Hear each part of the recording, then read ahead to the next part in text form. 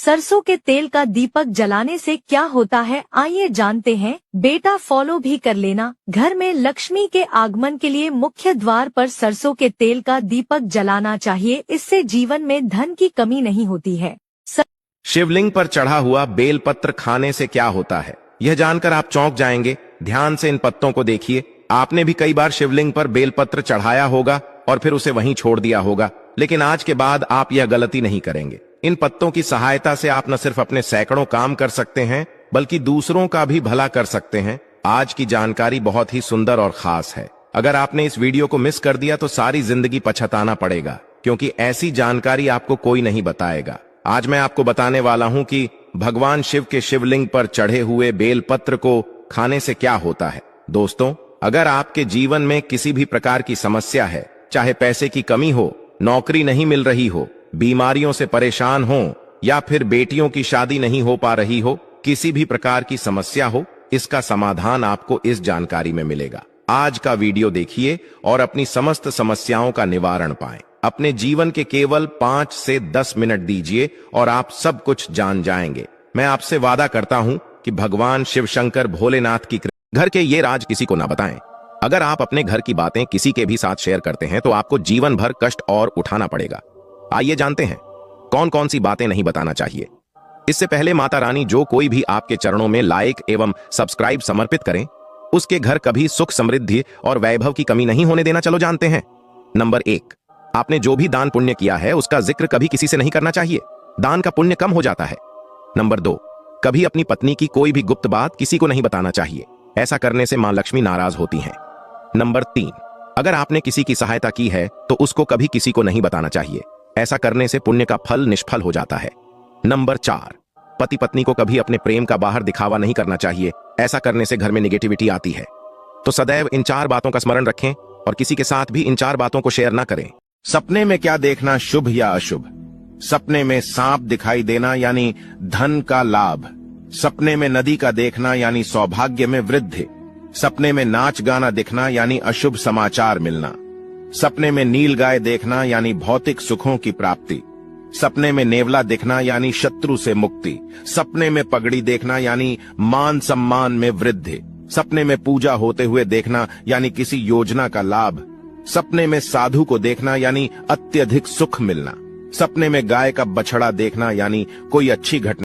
बहुत ध्यान रखना, कभी भी शंकर के मंदिर में जाओ, शिव जी का पूजन कर कर जब वापिस आओ तो शंकर भगवान के मंदिर में जो बाहर नंदी बैठता है उसके कानों में ओम नमः शिवाय बोलकर अपने मन की। सब शंकर जी के मंदिर जा रहे हैं पर किसी को ये नहीं पता कि शिवलिंग का मतलब क्या है। जबकि विधर्मी लोग तुम्हारा मजाक उड़ाते हैं, यार तुम तो लिंग की पूजा करते हो, कैसे हिंदू हो तुम तो लिंग की पूजा कर रहे हो। विधर्मी लोग मजाक उड़ाते हैं ना तुम्हारा।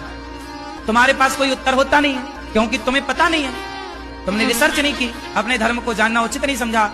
मजाक उड़ाते भी हैं लोग तो आप सुन लेते हो क्योंकि आपको उत्तर नहीं पता। लिंग का मतलब शरीर का योनि भाग नहीं, शिवलिंग का मतलब है यह भगवान शिव का संपूर्ण तेज है, संपूर्ण शरीर है, सब कुछ है।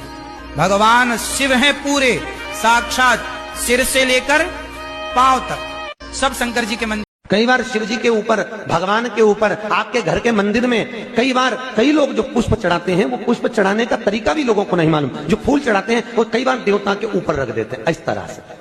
भैया शास्त्र कहता है जिसके ठाकुर जी पर, जिसके मंदिर में, जिसके देवी देवता पर अगर पुष्प को उल्टा रख दिया जाए तो जितने शुभ कार्य हमारे घर में होने वाले रहते हैं वो सारे टलते चले जाते हैं। आज की जगह कल, कल की जगह परसों, परसों की जगह नरसों। यहां तक शास्त्र कहता है अगर भगवान को पुष्प चढ़ा रहे हो तो अगर सीधा और उल्टा नहीं मालूम तो नीचे की जो डांट है उसको तोड़ दीजिए और पत्ती की पत्ती, पंखड़ी की पंखड़ी भगवान को समर्पित कर दीजिए। वो शिव जी को स्वीकार। 108 मूंग के दाने चढ़ाइए, 108 आप चाहे तो सरसों के फूल चढ़ाइए, 108 चाहे तो सफेद पुष्प चढ़ाइए, 108 चाहे तो गुलाब की पत्तियां चढ़ाइए। पर सावन के महीने में एक नियम बनाना कि मैं 108 ये वस्तु शिव को समर्पित करती। उसका कारण क्या है? तो स्कंद पुराण में लिखा है शंकर भगवान को सावन के महीने में जब हम 108 कोई वस्तु समर्पित करते हैं तो शंकर उसको लाख और करोड़ों गुना कर कर हमको पूरे वर्ष में प्रदान कर देता है। इसलिए श्रावण महीने में कनेर का यदि पीला फूल शिवलिंग के आसपास में या शंकर भगवान के ऊपर कहीं रखा हुआ भी दिख जाए, उस कनेर के पुष्प को अगर आप 5 जगह का स्पर्श कराकर अपने हृदय की बात कहकर वापिस महादेव को समर्पित कर देते हो, तो भी मेरा महादेव तुम्हारे दुख का निवारण कर देगा। अब वो 5 स्थान, गणेश जी का जो स्थान होता है वह जगह, गणेश जी का जो स्थान दूसरा षडानंद कार्तिक, तीसरा अशोक सुंदरी वाला स्थान, चौथा जलाधारी जो ऊपर से बूंद बूंद जल नीचे गिरा रही है, शंकर भगवान के जो कैसे वर्णन किया जाए, त्रिशूल के 3 भाग होते हैं। करें दर्शन आप लोग। कनेर का यदि